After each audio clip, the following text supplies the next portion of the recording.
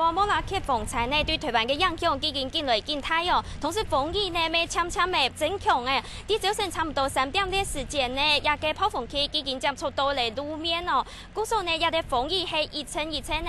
而呢，一搭嘅強風差唔多有10到12級嘅強風。其實也係同南風我嘅講係未顯明減少到風災嘅威力咯。有關而呢，較早以前嘅風災消息，一下就先來看一下稍後來嘅新聞報道。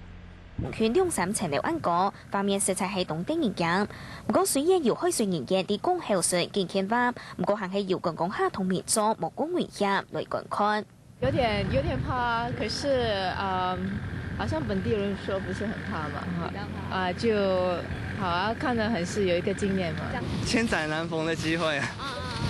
所以說會不會怕會有生命的危險這樣？所以站得很靠後面這樣。那位同胡沙公後順利咪係黏，唔面都用也嘅鬆氣來固體，希望做嚟減少損失。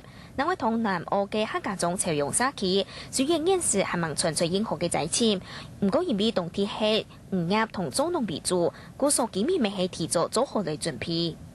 你做嘅話，你船啊，都用那個很粗的繩子把它綁起來，這樣子，都綁在那個港區那邊，綁得像蜘蛛網這樣子。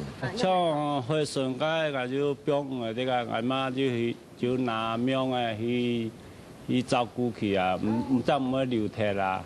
像田啊，有田地嚟講，咪可以水拍田啦，乜嘢東西啊。多位安保條風雨咪悄悄咪變強，故所氣象局咪呼籲民眾提出要做好防台嘅措施，同時為盡量避免出現龍背、行外無愛到海水發燙。下個新聞，此本子2月2日報道。